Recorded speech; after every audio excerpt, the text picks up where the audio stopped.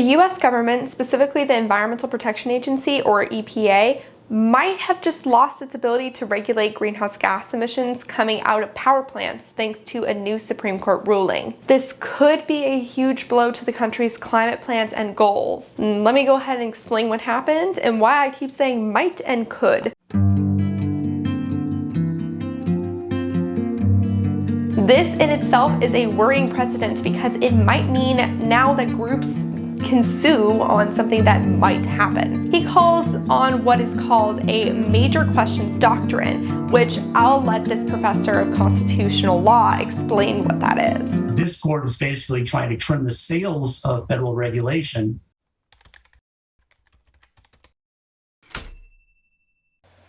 Hey, I forgot to do my intro. Hey y'all, it's Becky here from the Beckosphere, where we talk about climate news and solutions. If that sounds like something you'd be interested in, go ahead and click that subscribe button below and ring the bell so you don't miss every single time I post. Okay, now let's get into the video. For total transparency, I am not a lawyer or legal expert. I am a climate reporter and science technical writer. If you want a lawyer's opinion on this topic, many have given their opinions, or you can spam Legal Eagle and Emily D. Baker to have them talk about it, because out of all the Supreme Court cases, this one is like the least covered, which continues to show the country's lack of prioritization towards climate change. So please share this video to try to change that. I recognize that this video is pretty long and I have put timestamps in the description box below. The longest portion of this video is me diving into the majority and dissenting opinions of this case, so if you want to skip that and go straight to the takeaways, feel free.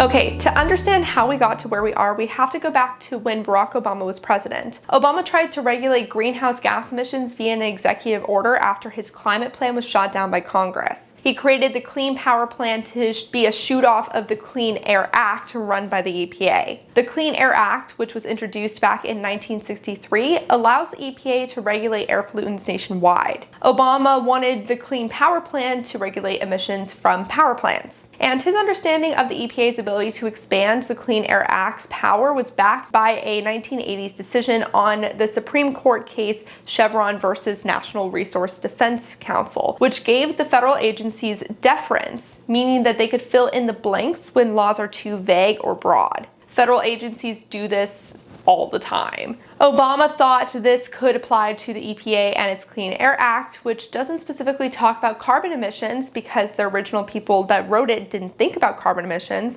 but it has a rarely used part called Section 111D, which allows the regulation of existing sources only where the pollutant in question is neither a critical air pollutant subject to national ambient air quality standards, nor a toxic air pollutant regulated under Section 112 of the Clean Air Act. Basically, it gives the EPA authority to provide a best systems of emissions reduction for power generating plants. There was also the Massachusetts versus EPA ruling in 2007, which affirmed that the EPA was mandated by Congress to regulate greenhouse gas emissions and can be sued for failing to enact rules on this end under the Clean Air Act. That's an important one, so remember that one. In 2015, the Utility Air Regulatory Group v. EPA rule upheld the EPA's right to regulate power plant emissions, but said the agency was overreaching by trying to regulate emissions from smaller buildings like apartments and schools. But with all these cases in mind, Obama implemented the Clean Power Plan, or CPP, in 2014 into the EPA's Clean Air Act to allow the agency to regulate greenhouse gas emissions coming from coal and gas-fired plants. It required the reduction of CO2 emissions from electricity generation by 32% compared to 2005 levels by 2030, and the decrease of coal-fired energy generation representation on the power grid from 38% to 27% by 2030.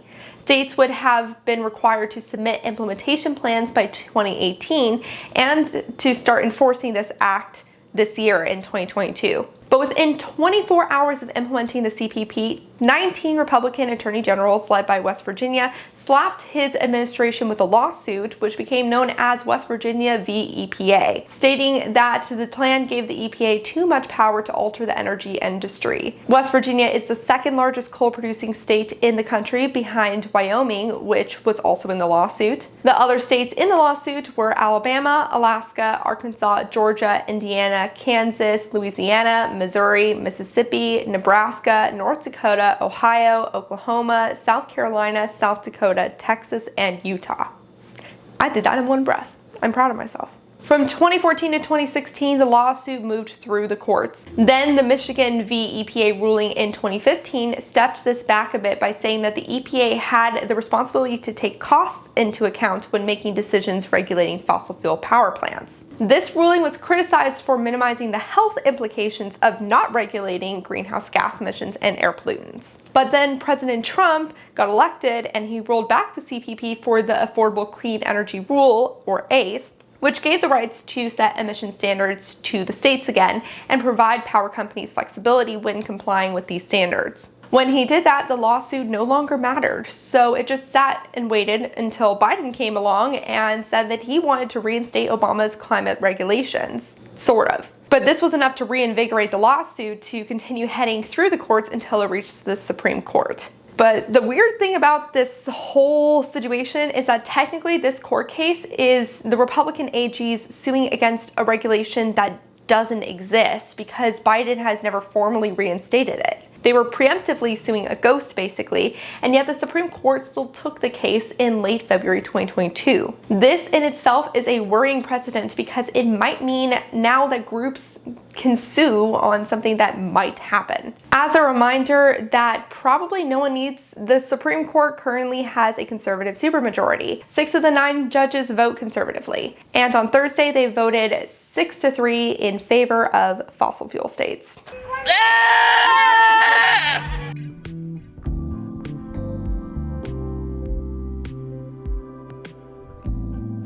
Let's first look at the majority court's opinion, which was delivered by Chief Justice Roberts and joined by Justices Thomas, Alito, Gorsuch, Kavanaugh, and Barrett. They start by recognizing and responding to the fact that they're ruling on a hypothetical. Roberts knows the CPP and ACE are not operational right now, but he doesn't trust the EPA when it says that it won't bring them back. So the court will address the case.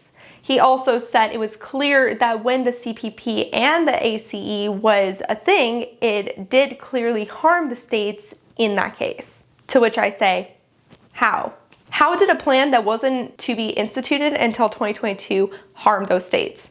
The states didn't even need to provide implementation plans before the CPP was repealed. The lawsuit wasn't even really about injury, but what they found was government overreach by the EPA. So this is based on an assumption that if a plan was implemented, it would cause harm to states, despite there being no proof that any harm would occur. So this whole case is based on a hypothetical. Roberts then goes on to say, quote, "The issue here is whether restructuring the nation's overall mix of electricity generation to transition from 38% to 27% coal by 2030 can be the best system of emissions reduction within the meaning of Section 111.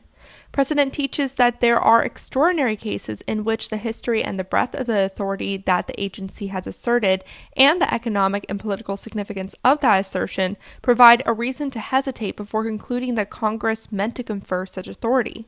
And then he cites a bunch of different cases that are meant to be examples of the Supreme Court reining in government from regulating. The first one is the case that rejected the Food and Drug Administration from regulating tobacco products as drugs or devices. The second one removed the ability for the Health and Human Services to impose rent control during COVID. And the next one, though, is one of the cases I mentioned earlier that largely maintained the EPA's ability to regulate greenhouse gas emissions of power plants, but restricted it from regulating emissions from smaller buildings. things. So I think it's very interesting that he actually cited a decision that goes against the one he's making right now. The other two examples also restricted a regulatory body's authority in some capacity. The court doesn't like the EPA's use of deference in this case because it goes against Congress's lack of interest in acting on reducing emissions. It also assumes that Congress never meant to provide the power to the EPA and that the section it's referring to is a gap filler, something the dissenting opinion will touch on later. Quote, prior to 2015, EPA had always set Section 111 emissions limits based on the application of measures that would reduce pollution by causing the regulated source to operate more cleanly, never by looking at a system that would reduce pollution simply by shifting polluting activity from dirtier to cleaner sources. The government quibbles about this history, pointing to the 2005 Mercury Rule as one Section 111 rule that it simply relied upon a cap-and-trade mechanism to reduce emissions. But in that regulation, EPA sets the emissions limit, the cap, based on the use of technologies that could be installed and operated on a nationwide basis in the relevant time frame. By contrast, and by design, there are no particular controls a coal plant operator can install and operate to attain the emissions limit established by the Clean Power Plan. Indeed, the agency nodded to the novelty of this approach when it explained that it was pursuing a broader forward-thinking approach to the design of Section 111 regulations that would improve the overall power system, rather than the emissions performance of individual sources, by forcing a shift throughout the power grid from one type of energy source to another. This view of the EPA's authority was not only unprecedented, it also affected the fundamental revision of the statute, changing it from one sort of scheme of regulation to an entirely different kind. So what I read is the EPA has never tried to reduce pollution by causing a sector to shift how it produces energy, and the court thinks that it hasn't exhausted the other options enough to do that. It said itself that what it was doing was novel, broader, and forward-thinking, which to us means government overreach. And yes, cap and trade lowers mercury emissions in 2015, which was fine, but you can't make a cap low enough that it kills coal because there's no technology that would bring down coal emissions enough. Which is a diss on carbon capture, by the way. That's just too much.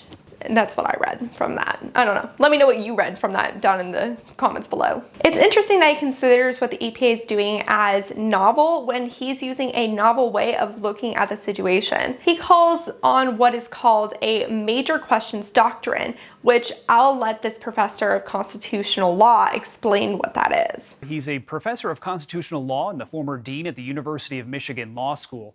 So, Evan, let's start with that EPA case first. The White House is calling this ruling devastating. This basically limits the EPA's ability to regulate power plant emissions.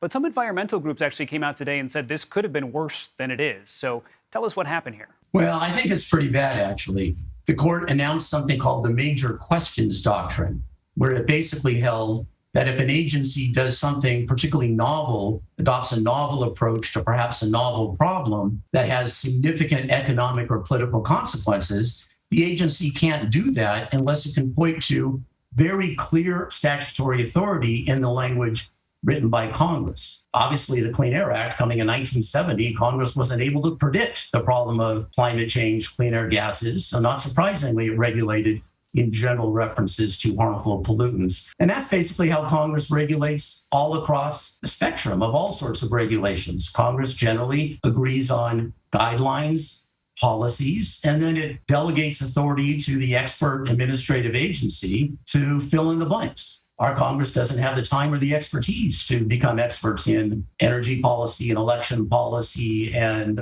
all sorts of other things that the administrative state does. This court is basically trying to trim the sails of federal regulation by requiring Congress to do more than it reasonably can do, the result of which is essentially to say nobody will be able to do a lot of new and novel things unless Congress can finally get around to regulating directly. Again, as this SCOTUS blog post by Amy Howe on the decision reads, Quote, Roberts' full-throated embrace of the major questions doctrine, a judicially created approach to statutory interpretation in challenges to agency authority, likely will have ripple effects far beyond the EPA. His reasoning applies to any major policymaking effort by federal agencies. So the opinion says it doubts that Congress actually means to give the EPA that much control over how much coal the energy grid has, and that while Section 111 of the Clean Air Act gives the agency the application of the best system of emissions reduction, the word system doesn't actually mean anything.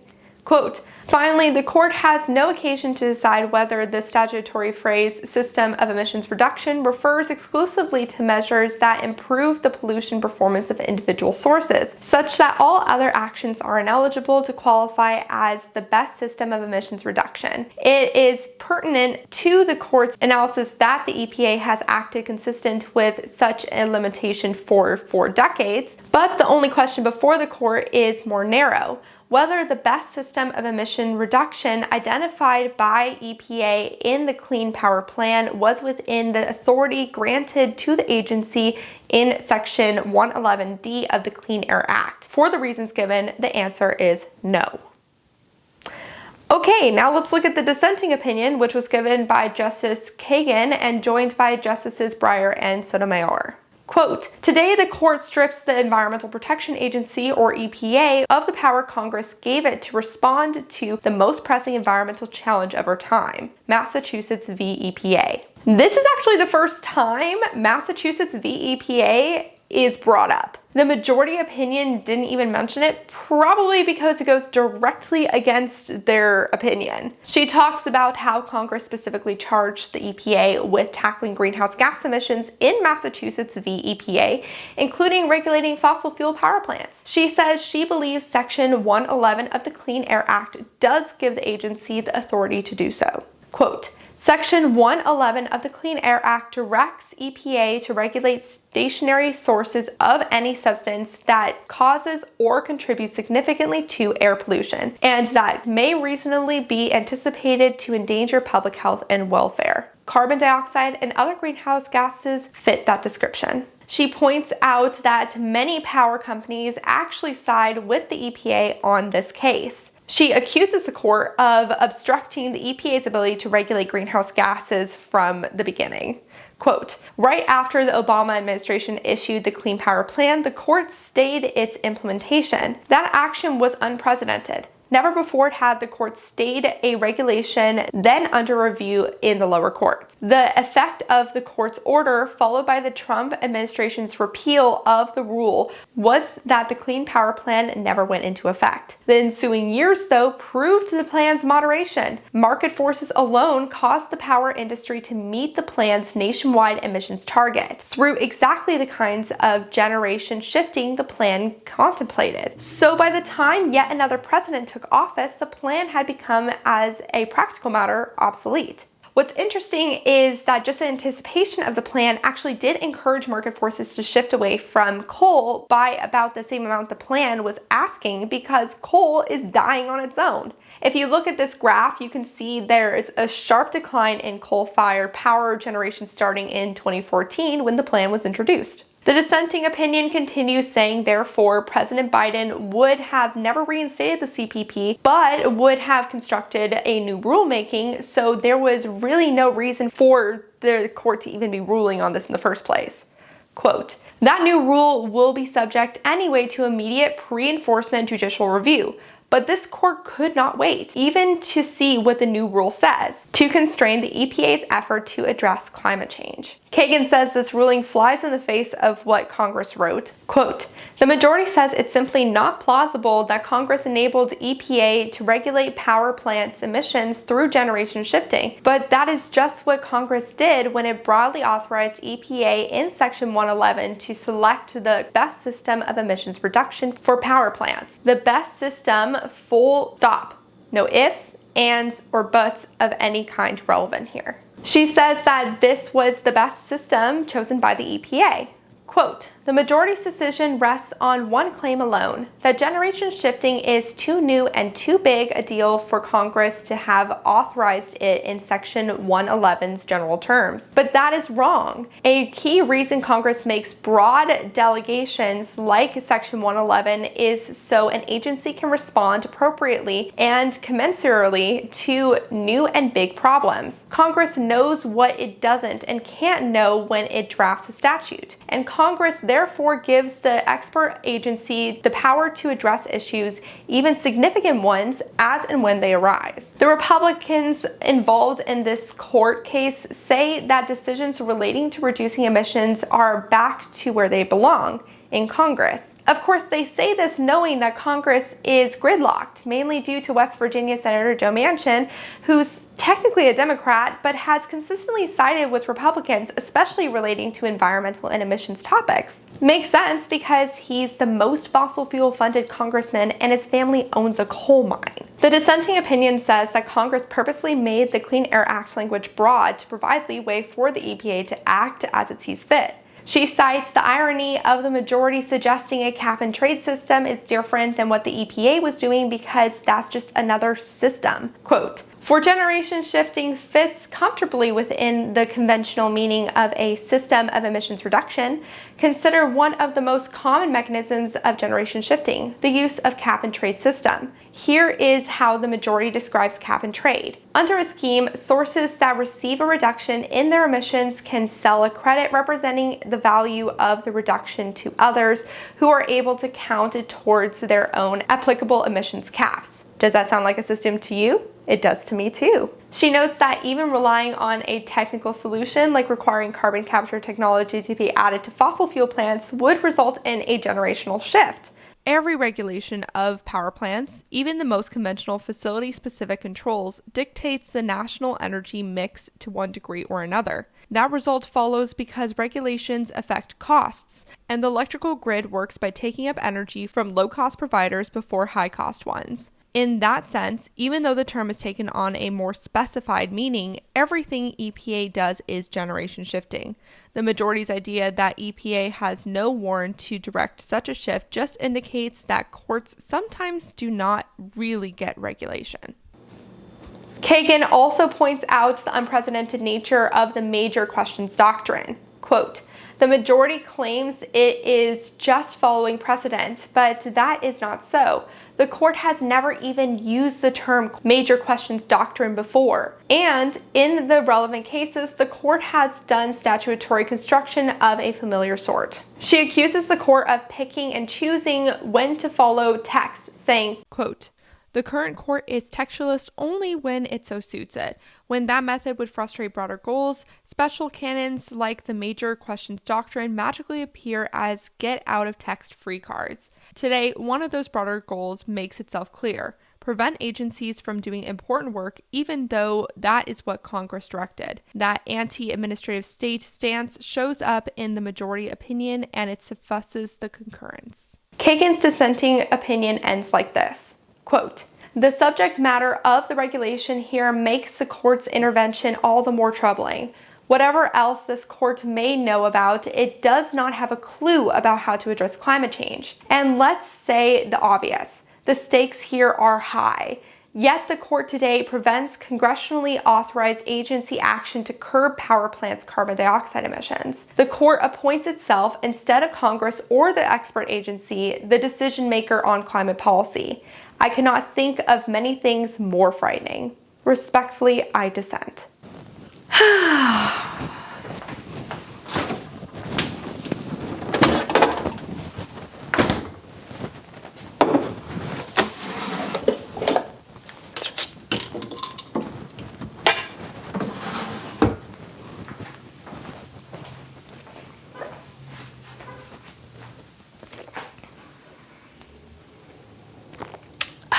All right, let's go ahead and look now at the reactions from different people. We're going to start with the reaction for the people that are happy about this.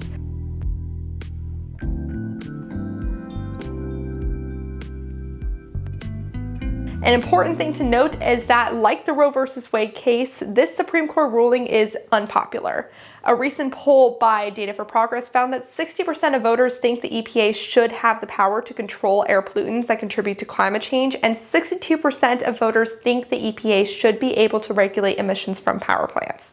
So just saying. Here's what the West Virginia AG response was to the ruling. We have won our West Virginia v. EPA case at the Supreme Court. Huge victory against federal overreach and the excess of the administrative state. This is a huge win for West Virginia, our energy jobs, and those who care about maintaining separation of powers in our nation. Then the West Virginia AG tweeted this comment by a Politico energy and climate reporter, Joshua Sagal. Just now, West Virginia AG Morrissey makes clear he's not done challenging Biden's climate agenda.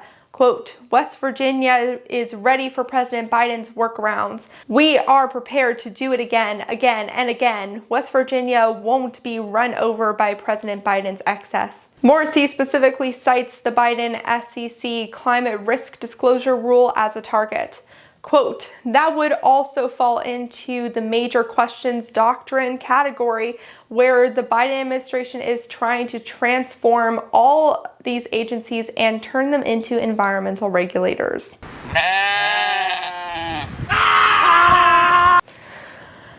So that's concerning, and we're going to talk more about that in a sec. Big victory. Today, SCOTUS ruled in our favor in West Virginia v. Environmental Protection Agency, a critically important case that we joined West Virginia in filing that pushes back on the Biden EPA's job-killing regulations. We joined West Virginia to fight the EPA's overreach and challenging the agency's overly broad interpretation, allowing them to regulate almost any part of the economy.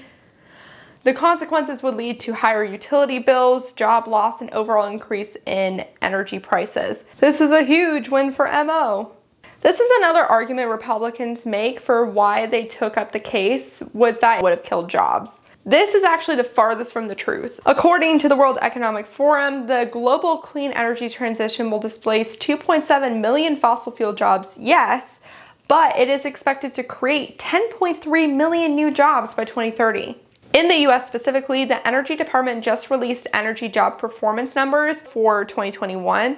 It found that energy jobs overall saw a 4% job growth, which is much higher than the national average growth number of 2.8%. And despite clean energy only making up about an eighth of the US energy generation, it was responsible for 40% of energy job growth. States that saw the most growth were Michigan, Texas, California, West Virginia, and Pennsylvania.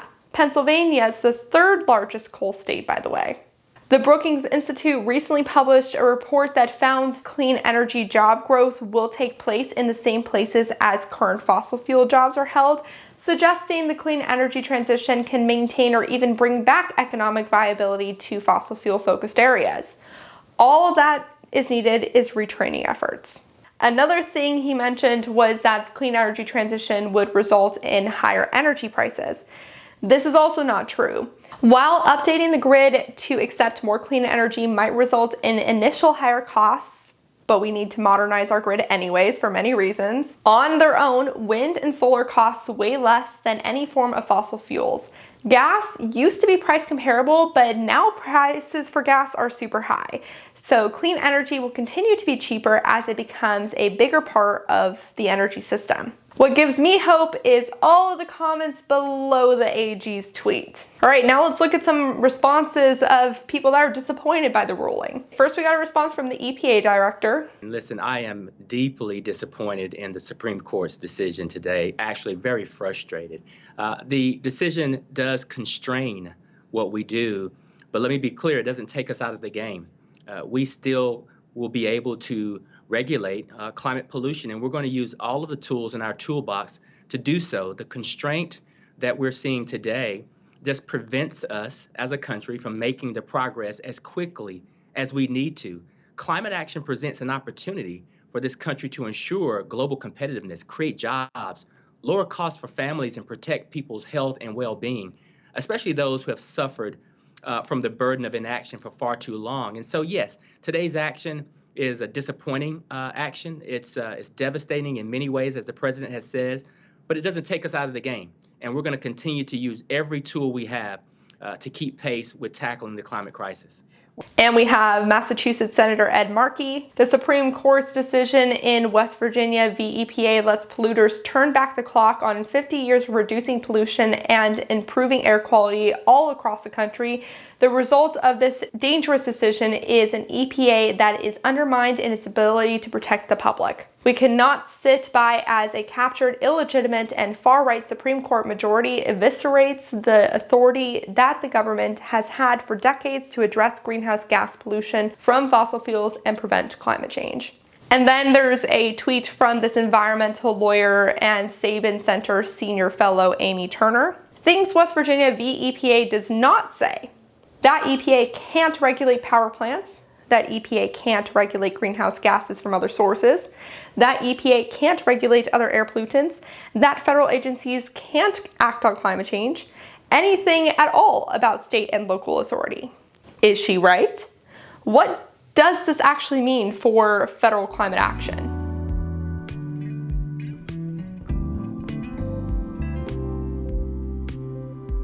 So let's take a look at what this ruling means for the environment. Many say President Biden's pledge to reduce U.S. emissions by half by 2030 is out the window, at least through a federal regulations approach.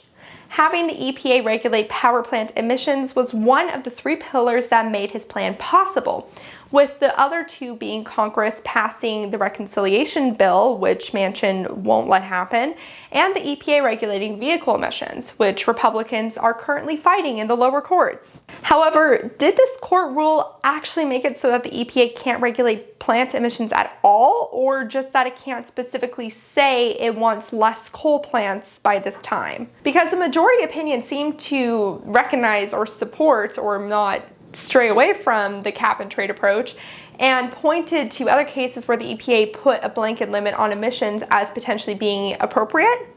My line of thought has been backed by several legal experts like Amy Turner, who we saw that tweet from, and Harvard Law School professor Jody Freeman.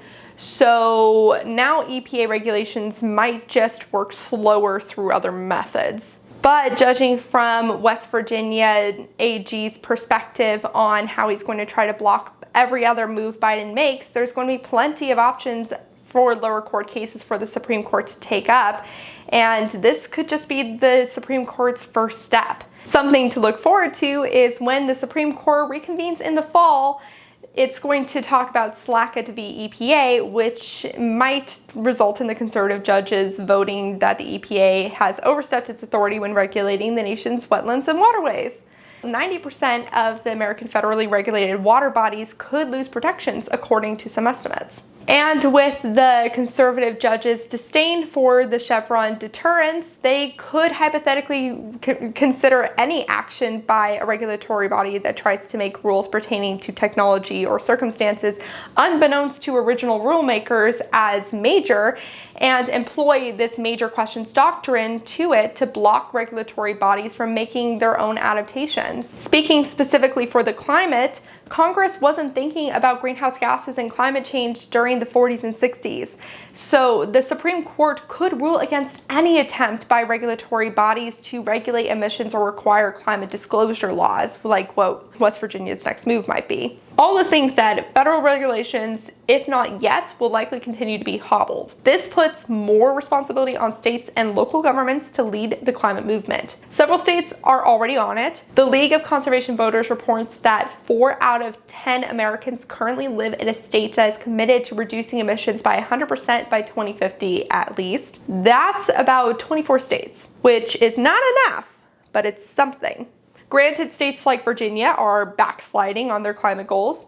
Pennsylvania and Texas's governor races in November are very important when it comes to which direction their climate policies will go. You need to really think about who you want to control your state's emissions and climate resiliency plans when you're choosing who to vote for these kind of races. It's more important than ever right now. There are also power companies to consider. Several power and utility companies have made their own climate commitments despite several being in fossil fuel heavy states. One could argue corporations are also moving to decarbonize, but I have personally been continuously disappointed by their progress right now. So I think maybe a little more regulation is necessary, but I know some of you are going to disagree with me on that. But bottom line, this ruling does not mean that the fight is over.